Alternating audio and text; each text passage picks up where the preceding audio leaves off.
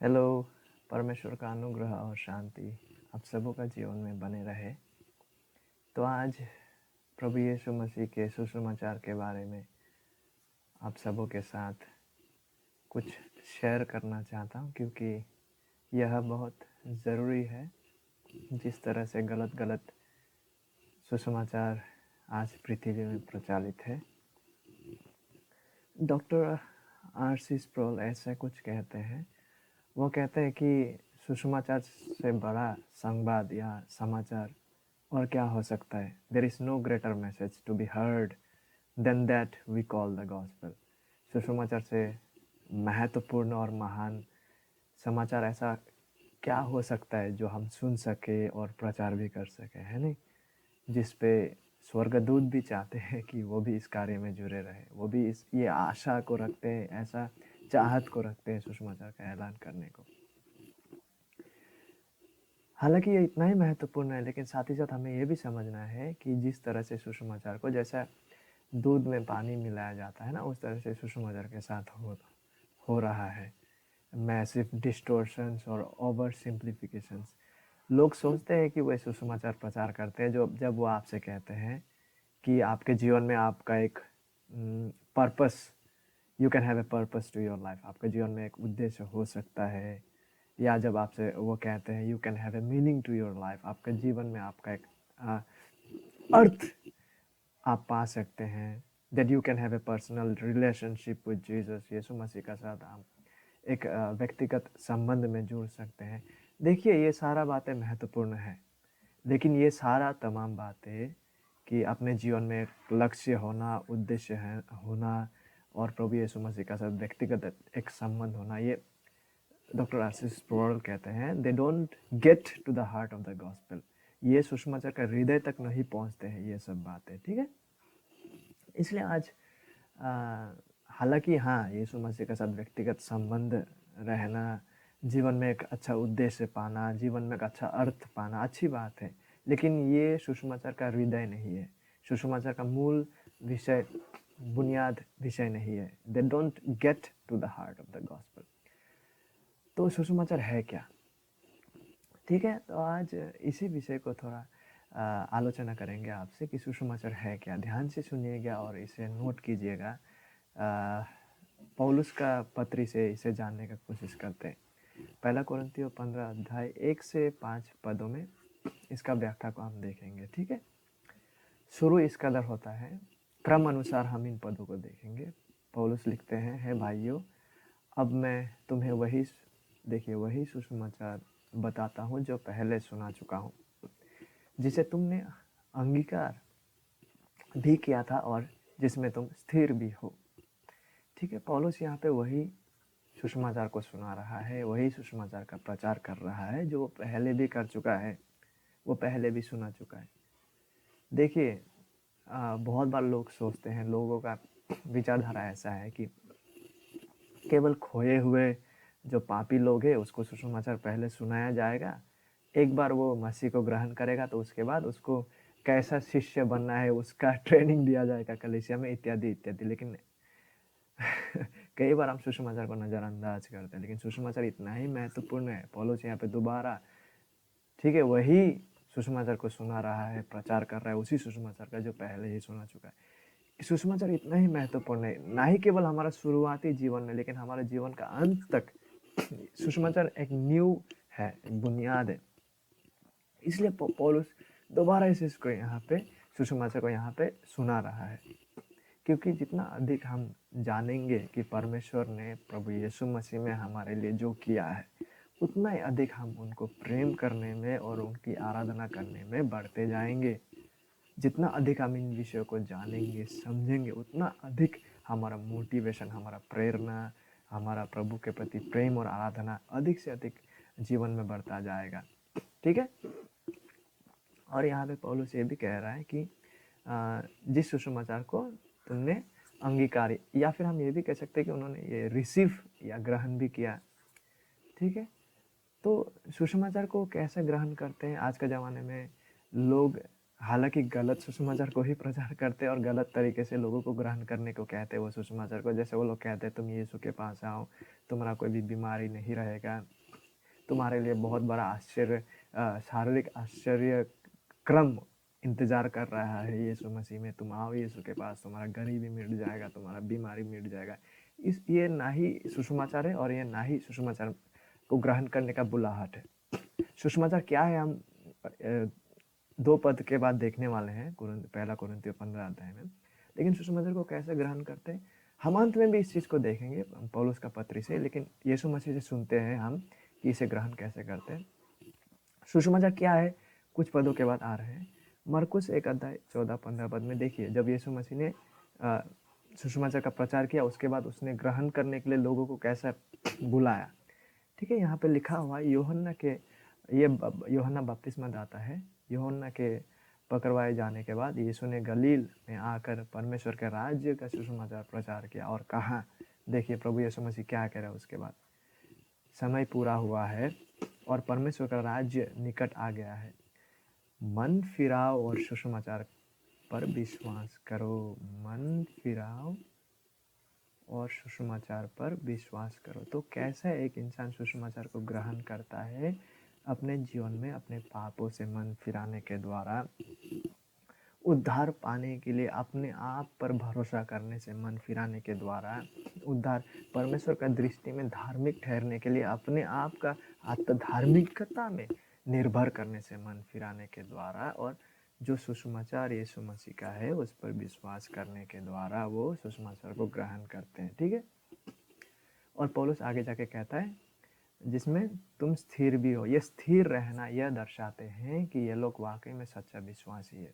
जो सच्चा विश्वासी है क्योंकि वो प्रभु यीशु मसीह द्वारा नया जन्म प्राप्त इंसान है, क्योंकि वे प्रभु यीशु मसीह के साथ एक किए गए हैं, तो वो लोग सच्चा विश्वासी लोग जीवन का अंत तक वो लोग प्रभु में स्थिर रहेगा।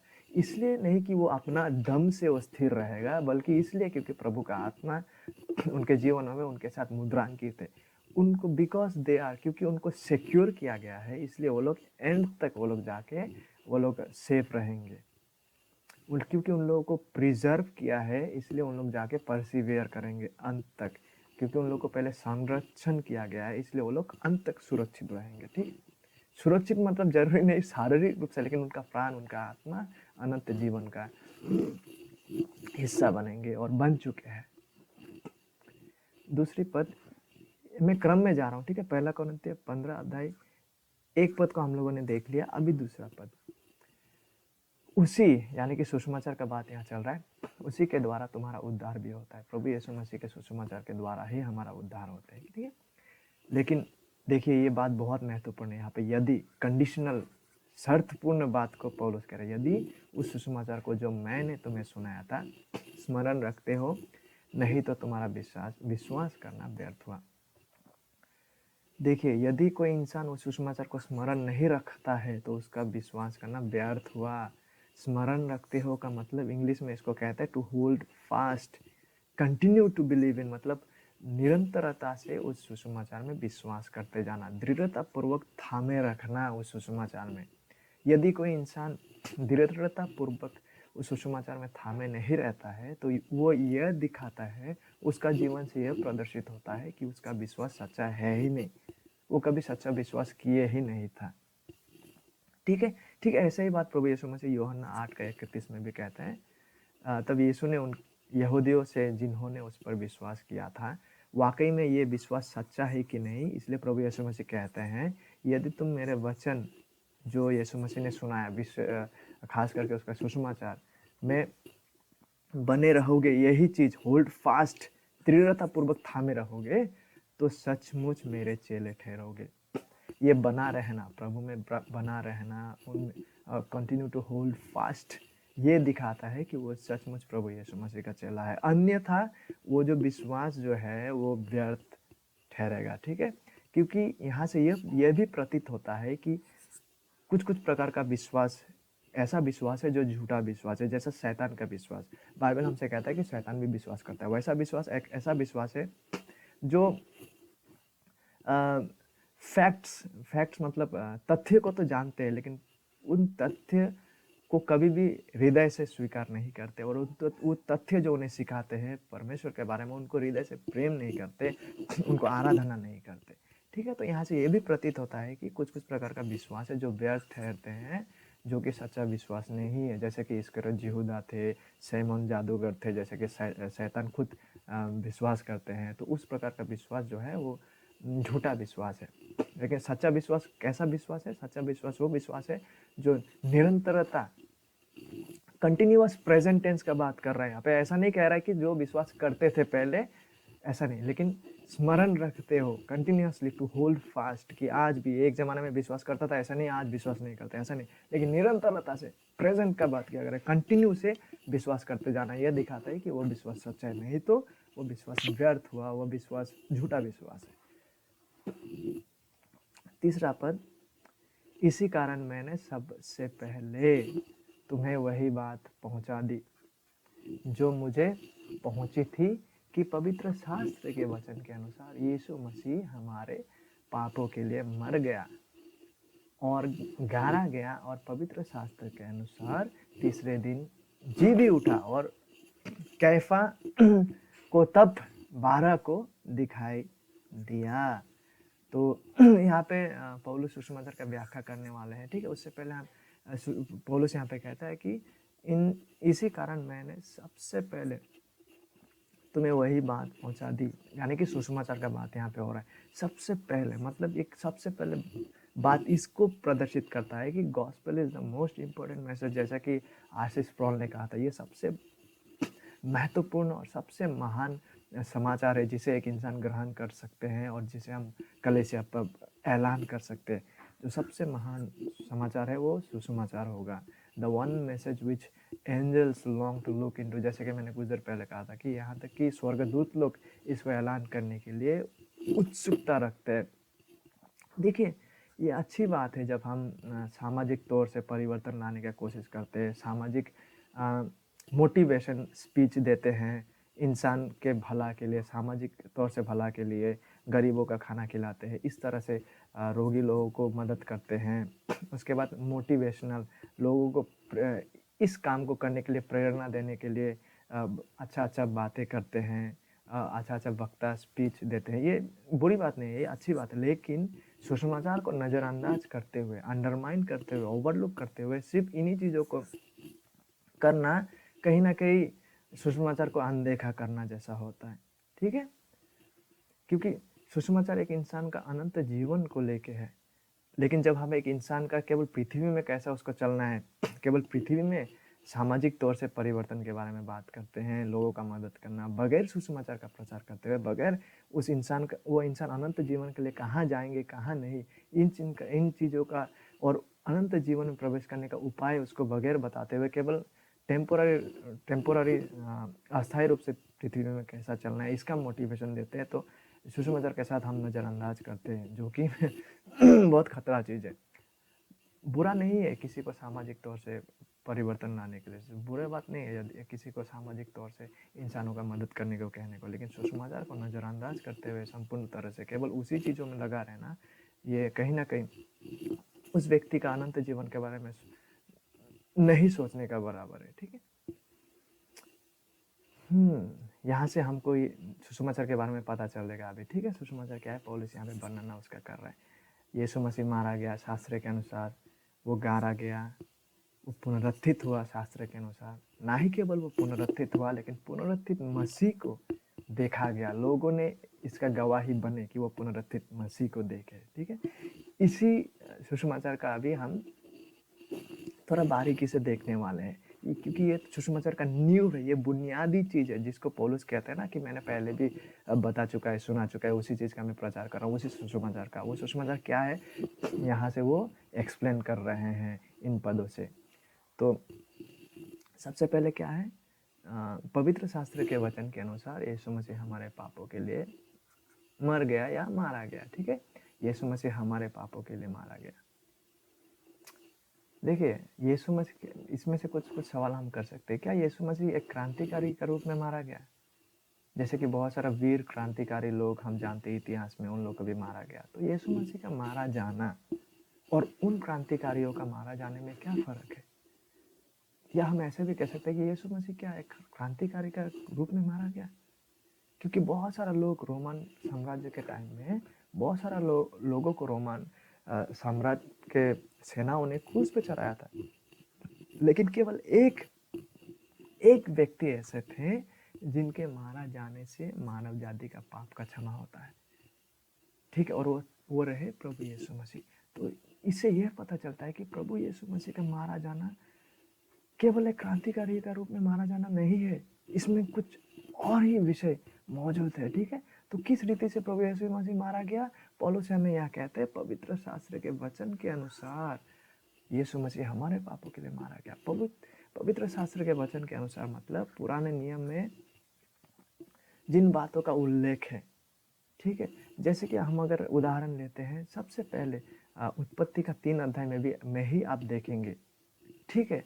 जब मनुष्य ने पाप किया, जब परमेश्वर ने बोला था ये खाओगे तो अवश्य ही मरोगे, लेकिन इंसानों ने फिर भी पाप किया परमेश्वर का विरोध में जाते हुए, तो अवश्य पाप के साथ साथ मृत्यु इंसानों के जीवन में प्रवेश किया। तो उस समय में ये प्रतिज्ञा दिया हुआ था कि एक दिन उस महिला का बीज आएगा और वो वंश क्या करेगा, उस सांप का सर को कुचलेगा। तो वहीं पे वो प्रतिज्ञा, तो वहीं पे हम शुरू में इस प्रतिज्ञा को देख पाते हैं कि पाप के ऊपर विजय प्राप्त करने के लिए, और जो सांप ने मनुष्य का जीवनों में पाप को लाया, उसके ऊपर में विजय पाने का प्रतिज्ञा को हम उत्पत्ति में ही पाते हैं। तो ठीक वो प्रतिज्ञा का पूर्णता कहाँ होता है? प्रभु यीशु मसीह में, क्योंकि वो अपने क्रूस पे मारा जाने के द्वारा पाप के ऊपर, शैतान के ऊपर विजय को प्राप्त करते हैं, ठीक है। तो पवित्र शास्त्र के वचन के अनुसार, क्योंकि यीशु मसीह जो मारा जाएगा, इसका प्रतिज्ञा पवित्र शास्त्र में पहले से ही दिया हुआ था। पवित्र शास्त्र में परमेश्वर का योजना के अनुसार इसको रखा गया। पौल जब यहाँ पे कहते हैं पवित्र शास्त्र के वचन के अनुसार, मतलब पुरातन नियम में जितना भी प्रभु यीशु मसीह का मारा जाने के बारे में बातों को लिखा गया था, और उत्पत्ति 3 में हम देख पाते हैं। और विशेष करके लेवी पुस्तक का 16 अध्याय में आप देखेंगे, जिस रीति से वो 2 बकरा को लेके आता था ना, गोट्स को लेके आते थे, तो वो कहानी आप यहाँ से पढ़ सकते हैं, किस रीति से एक के ऊपर हाथ डाल के उसको पूरा बहुत दूर जंगल में छोड़ा जाता था, और दूसरा को बलि चढ़ा के उसका लहू को भेदी में चढ़ाया जाता था। दोनों ही यीशु मसीह की ओर इशारा कर रहा था, क्योंकि बकरी और बछड़े से का लहू से किसी का पाप क्षमा नहीं होते, लेकिन प्रभु यीशु मसीह का मारा जाने से। तो वो जो 2 बकरियां था, एक बकरी इसका प्रतीक था कि वो इजराइल का पाप को लेके इतना दूर चला जा रहा है कि वो दोबारा लौट के ना आए, और दूसरा था उनके पाप क्षमा के लिए लहू को वेदी में चढ़ाना, दूसरा बकरी, ठीक है। लेकिन इन दोनों बकरियों से कभी भी किसी इंसानों का पाप क्षमा नहीं हुआ। लेकिन ये दोनों जो विषय यहाँ पे हो रहा था,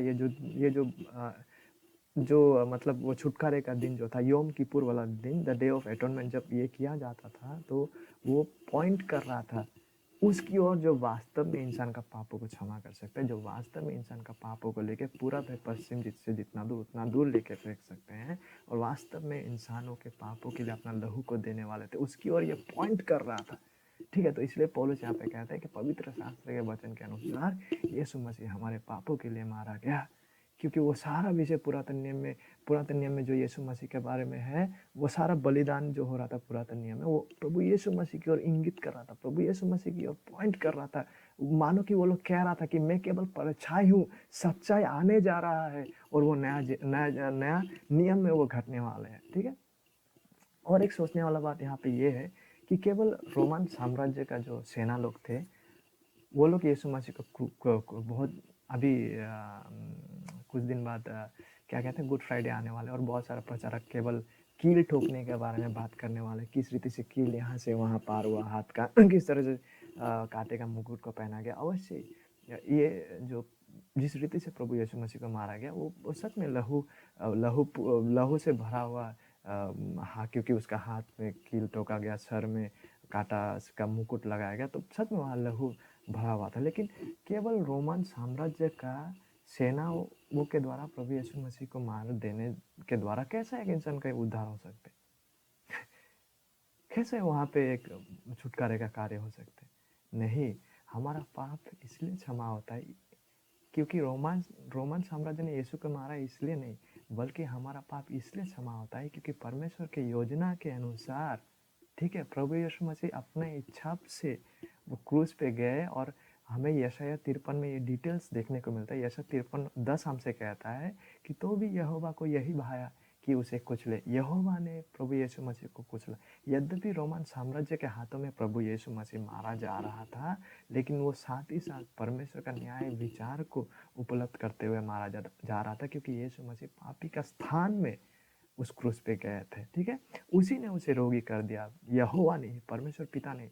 जब वो यानी कि जब यीशु मसीह अपना प्राण को दोष बलि करे, ये सारा जो बलि का विषय था पुरातन नियम में, वो जब यीशु मसीह उसका सच्चाई को क्रूस पे उसका सच्चाई जब पूर्णता हो रहा था यीशु मसीह का क्रूस पे, जब वो अपनी इच्छा पूर्वक, इच्छा के अनुसार लोगों के पापों के लिए उस क्रूस पे चले, तो पिता ने क्या किया, यीशु मसीह को कुचला। रोमन साम्राज्य के लोग भले उसको मार रहे थे, लेकिन रोमन साम्राज्य के लोगों के मारने के द्वारा हम उद्धार नहीं पाते। लेकिन वहाँ पे जो विचार घट रहा था, पिता न्यायपूर्वक, न्यायिता से यीशु मसीह के ऊपर अपना पूरा क्रोध को उसके ऊपर डाल रहा था। ठीक है, और थियोलॉजिकल टर्म में अगर हम जाएं तो वहाँ पर पिता ने जो था यीशु मसीह को परित्याग किया था। ठीक है, यीशु मसीह को परित्याग किया, और यीशु मसीह अनंत मृत्यु को वहाँ मरे जब वो क्रूस पे मारा जा रहा था, क्योंकि यहोवा पिता उसे कुचल रहा था। उसी ने उसे रोगी किया जब यीशु मसीह अपना प्राण को दोष बलि दे रहा था उस क्रूस पे। ठीक है, तो रोमन साम्राज्य के मारने के द्वारा हम उद्धार नहीं पाते, लेकिन इसीलिए क्योंकि परमेश्वर की योजना के अनुसार यीशु मसीह अपनी इच्छा से उस क्रूस पे गए, पापी का स्थान पे, पापी का मृत्यु, पापी लोगों का, हम और आप जिस मृत्यु को पाने का योग्य थे, उस मृत्यु को मरने के लिए वो उस क्रूस पे गए। इसलिए हमारा पाप क्षमा होते जब हम उसे विश्वास करते, मन फिराते हुए। ठीक है, तो पवित्र शास्त्र के वचन के अनुसार देखिए, तो जितना भी सारा विषय पुरातन नियम में था, वो सारा विषय बलिदान का विषय, पाप को हटाने का विषय, पापी के स्थान पे मारा जाने का जो विषय पुरातन नियम में था, वो यीशु मसीह में आके पूरा होता है। इसलिए यीशु मसीह का मारा जाना दूसरा लोगों से, दूसरा जो लोग थे क्रांतिकारी लोग, उन लोगों का मारा जाने में ज़मीन आसमान फ़र्क है, क्योंकि यीशु मसीह ही केवल एक ऐसा जन है जिसके मारा जाने के द्वारा हमारा पापों का क्षमा और उद्धार होता है। क्योंकि इसको बहुत सालों पहले से परमेश्वर ने अपने योजना के अनुसार, अपना पुरातन नियम में इन विषयों को वहाँ पे हमारे लिए दिया था कि एक दिन आएगा, मसीहा आएगा जो लोगों के पाप से लोगों को उद्धार करेगा। इसलिए उसका नाम को यीशु रखा गया। ना ही केवल वो मारा गया, लेकिन यीशु मसीह गाड़ा भी गया, जो ये प्रमाण करता है कि वो वास्तव में वो शारीरिक रूप से मरे थे। ठीक है, इसलिए ना उसको कब्र में गाड़ा गया। और पवित्र शास्त्र के अनुसार तीसरे दिन जी भी उठा। वही बात फिर पवित्र शास्त्र के अनुसार, मतलब पुरातन नियम में ना ही केवल यीशु मसीह का मारा जाने का बात को लिखा था, लेकिन पुरातन नियम में यीशु मसीह जो पापी लोगों का स्थान में मारा जाके वो पुनरुत्थित होंगे, इस विषय को भी पुरातन नियम में इस विषय का भी उल्लेख किया गया था, जिसे हम काफ़ी जगहों में पाते हैं, यशायाह 53 में भी, और विशेष करके भजन संहिता 16 अध्याय 8 से 11 पद में आप इस विषय को पाएंगे। और इस विषय को पौलुस जब प्रचार कर रहे थे प्रेरित का 2 में, इस विषय का वो प्रचार किए हैं। तो किस संदर्भ में वो प्रचार किए हैं? पहला जो प्रेरित का 2 अध्याय 25 से 32 पद में जो 25 से 28 पद है, ये हूबहू यही है। भजन संहिता 16 अध्याय 8 से 11 पद को पौलुस यहाँ पे पहले कहते हैं, जो मैंने ज़्यादा अधिक काला में रखा। उसके बाद इसका व्याख्या को पौलुस यहाँ पे पत्रस इसका व्याख्या को यहाँ पे देते। तो आइए पढ़ते हैं क्या लिखा है भजन संहिता 8 से 11 पद में, जिसका कोट यहाँ पे पत्रस करते हैं। लिखा हुआ है, क्योंकि दाऊद उसके विषय में कहता है, यहाँ से देखिए, मैं प्रभु को सर्वदा अपने सामने देखता रहा, क्योंकि वह मेरी दाहिनी ओर है, ताकि मैं डिग न जाऊं। इसी कारण मेरा मन आनंदित हुआ और मेरी जीभ मग्न हुई, वरन मेरा शरीर भी आशा में बना रहेगा, क्योंकि तू मेरे प्राणों को अधोलोक में न छोड़ेगा और न अपने पवित्र जन को सड़ने ही देगा। तूने मुझे जीवन का मार्ग बताया है, तू मुझे अपने दर्शन के द्वारा आनंद से भर देगा। तो ये बातें भजन संहिता 16 अध्याय 8 से 11 पद में लिखा हुआ था। इसी बात को पत्रस अपने प्रचार में कोट करते हैं। और देखिए इसका वो व्याख्या को दे रहे हैं अभी 29 पद से पत्रस। हे भाइयों, मैं कुलपति दाऊद के विषय में तुमसे साहस के साथ कह सकता हूँ कि वह तो मर गया और गाड़ा भी गया, और उसकी कब्र आज तक हमारे यहाँ विद्यमान है। वह भविष्यद्वक्ता था, वो जानता था कि परमेश्वर ने मुझसे शपथ खाई है कि मैं तेरे वंश में से एक व्यक्ति को तेरे सिंहासन पर बैठाऊंगा। उसने उसने होने वाली बात को पहले ही से देखकर मसीह के, देखिए यहाँ पे जब दाऊद यहाँ पे ये बातें कह रहा था तो दाऊद क्या कर रहा था, पतरस क्या कहता है वहाँ पे, कहता है कि वो पहले ही से देखकर मसीह के जी उठने के विषय में भविष्यवाणी की। तो यहाँ पे जब दाऊद कह रहा था कि क्योंकि तू मेरा प्राण को अधोलोक में ना छोड़ेगा और ना अपने पवित्र जन को सड़ने ही देगा, जब ये बातें दाऊद कह रहा था भजन संहिता 16 में, तो दाऊद क्या कर रहा था, दाऊद वास्तव में एक्चुअली मसीह यीशु मसीह का मृतकों में से जी उठने का बात को यहाँ पे कह रहा था। तो जब यहाँ पे पहला कोरिन्थियों 15 अध्याय में जब पौलुस कहता है कि पवित्र शास्त्र के अनुसार तीसरे दिन भी जी उठा, यीशु मसीह मारा गया, गाड़ा गया और पवित्र शास्त्र के अनुसार तीसरे दिन भी जी उठा, तो पवित्र शास्त्र में पुरातन नियम में यीशु मसीह जो जी उठेगा ये सारा विषय वहाँ पे ऑलरेडी उल्लेख थे।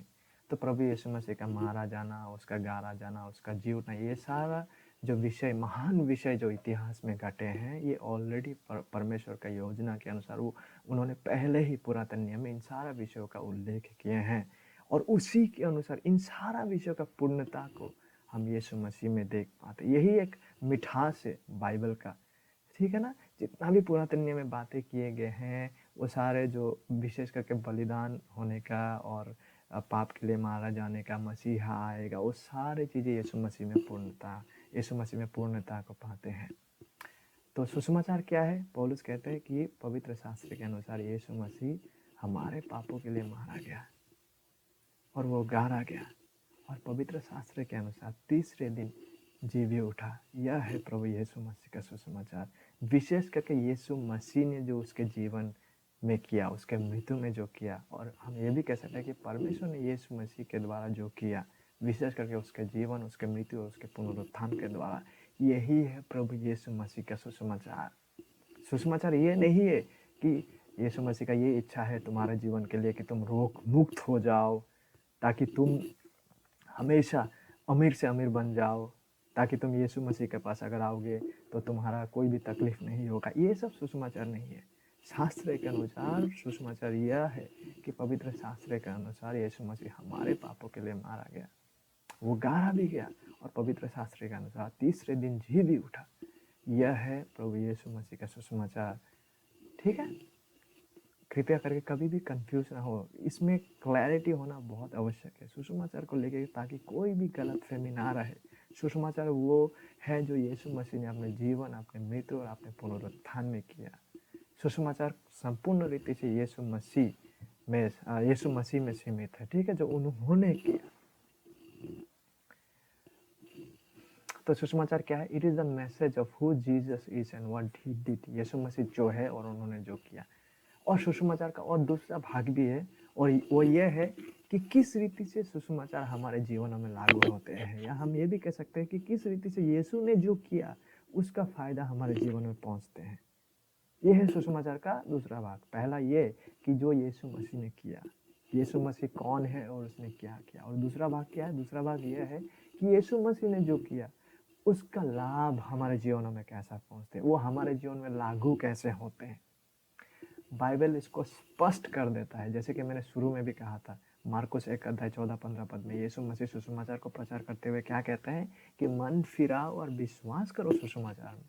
तो हम किस रीति से सुसमाचार हमारे जीवन में लागू होते हैं, किस रीति से हम सुसमाचार को ग्रहण करते हैं, किस रीति से यीशु मसीह का समाप्त किया हुआ कार्य हमारे जीवन में लागू होते हैं, जब हम अपने पापों से मन फिरा के उस सुसमाचार पर विश्वास करते हैं जो यीशु मसीह का सुसमाचार है, ठीक है। हमारे कार्यों के द्वारा नहीं, ठीक है। यीशु मसीह ने जो किया उसका लाभ हमारे जीवनों में हमारा अपना कार्यों के द्वारा लागू नहीं होते हैं, ठीक है। हम अपना कार्यों के द्वारा परमेश्वर का दृष्टि में धर्मी नहीं ठहरते। हमारे अपने कार्यों के द्वारा हमारा पाप से हमें क्षमा नहीं मिलते हैं, हमारा अपना प्रयासों के द्वारा नहीं।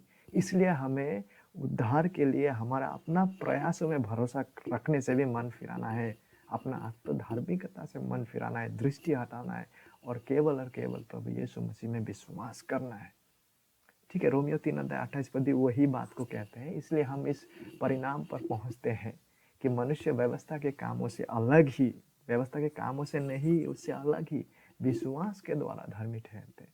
तो किस रीति से हम परमेश्वर की नजरों में धर्मी ठहरते हैं? यीशु मसीह पे विश्वास करने के द्वारा, बाय फेथ अलोन। ठीक है, तो सुसमाचार का पहला मुख्य हृदय और भाग क्या है? जो यीशु मसीह है और उन्होंने जो किया, और इसका यीशु मसीह ने जो किया उसका ये महान विषय हमारा जीवन में ये लागू कैसे होते हैं?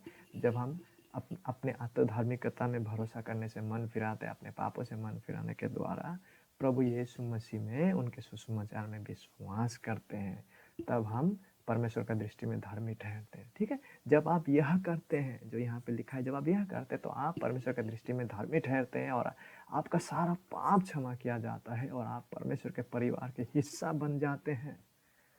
यदि आपने अभी तक यह नहीं किया तो कृपया डू इट नाउ, अभी करें। अपने पापों से मन फेरते हुए प्रभु यीशु मसीह का सुसमाचार जो आपको अभी अभी बांटा गया, मन फिराते हुए इन सुसमाचार में विश्वास करें। वार्निंग है लास्ट में, यह बहुत ही महत्वपूर्ण है। सुसमाचार इतना ही महत्वपूर्ण है कि जो कोई इंसान इस सुसमाचार को छोड़ के इसका साथ छेड़खानी करता है, या इस सुसमाचार में जैसा दूध में पानी मिलाते हैं उस तरह का मिलावट जब एक इंसान करते हैं, तो पौलुस वैसा इंसान लोगों के लिए एक सतर्क बानी यहाँ पे रखे हैं, गलतियाँ 1:8-9 में। परंतु यदि हम, पौलुस कहते हैं कि यदि वो लोग भी, या स्वर्ग से कोई दूत, क्या आप समझ रहे हैं? स्वर्ग से अगर कोई स्वर्गदूत भी आपके सामने आ जाए, चमत्कार आपके सामने करने लगे, लेकिन वो अगर दूसरा कुछ सुसमाचार को सुनाता है, इस सुसमाचार को छोड़, तो देखिए, यदि स्वर्ग से कोई दूत, सफेद स्वर्गदूत आया, आपके सामने चमत्कार किया, बहुत सारा कांड आपके सामने किया, आश्चर्य क्रम आपके सामने किया, जरूरी नहीं है कोई आके आपके सामने चमत्कार करे तो परमेश्वर का ही जन हो। इसलिए पौलुस देखिए यहाँ पे वो अपने आप को भी ले रहा है और यहाँ के स्वर्गदूत लोगों सामने ला रहा है। या स्वर्ग से कोई दूत भी उस सुसमाचार को छोड़ जो हमने तुमको सुनाया है, अभी भी जिसको हम लोगों ने सुना भी है, कोई और सुसमाचार तुम्हें सुनाए तो वो स्थापित हो। भले वो स्वर्गदूत आपके सामने जो भी अलौकिक काम करे, लेकिन अगर वो सुसमाचार, उस सुसमाचार को छोड़ जो अभी अभी हम लोगों ने देखा, यीशु मसीह जो है उनमें उन्होंने जो समाप्त किया है उसको छोड़, यदि कोई और सुसमाचार आपको सुनाता है तो वो, ताकि वो श्रापित हो। और देखिए यहाँ पे हिब्रू पैरेललिज्म को आप देख पाते। हिब्रू पैरेललिज्म मतलब जब एक बात को दोबारा से दोहराया जाता है इब्रानी लिटरेचर में, तो मान लीजिए कि यह कितना महत्वपूर्ण है। यह हर जगह देखने को नहीं मिलता है, ये बहुत ही महत्वपूर्ण है। बाइबल में जब भी किसी पद को, शब्द को दोहराया जाता है दोबारा से, मान लीजिए वो बहुत महत्वपूर्ण है। यही बात को पौलुस 9 पद में भी दोहरा रहा है। जैसे हम पहले कह चुके हैं वैसे ही अब फिर कहता हूँ कि उस सुसमाचार को छोड़, जो सुसमाचार को अभी अभी हम लोगों ने देखा, उस सुसमाचार को छोड़। यदि कोई इंसान, यदि कोई स्वर्गदूत भी आपके सामने चमत्कार काम को दे करके अगर कोई और सुसमाचार को आपके सामने सुनाता है, उस सुसमाचार को छोड़। तुमने जो ग्रहण किया, ठीक है, जो सुसमाचार यीशु मसीह का है, यदि कोई और सुसमाचार सुनाता है, उस सुसमाचार को छोड़, तो वो श्रापित हो। एनाथेमा, एनाथेमा, वो श्रापित हो वो इंसान। क्या हम समझ पा रहे हैं सुसमाचार का तात्पर्य?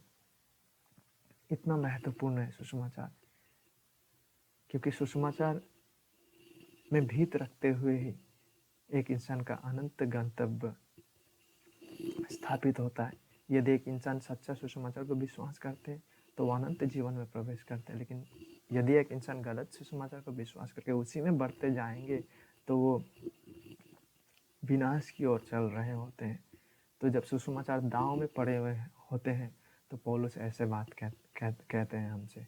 ठीक है, ये बहुत ही महत्वपूर्ण विषय है। इसलिए ज़रूरी यह है ताकि हम सही सुसमाचार को विश्वास करें। और आज आपके सामने सही सुसमाचार को रखा गया शास्त्र के अनुसार। इसलिए परखें, अभी से जांचें कि आप सही सुसमाचार को ही विश्वास करते हैं, कि आप सही सुसमाचार को ही जानते हैं और उसी सही सुसमाचार में दृढ़तापूर्वक आज भी कंटिन्यूअसली होल्ड फास्ट, दृढ़ बने रह रहे हैं, और अगर ये वास्तव सच्चाई हमारा सबों के जीवन में होते हैं तो आपका और मेरा विश्वास करना व्यर्थ नहीं है। धन्यवाद।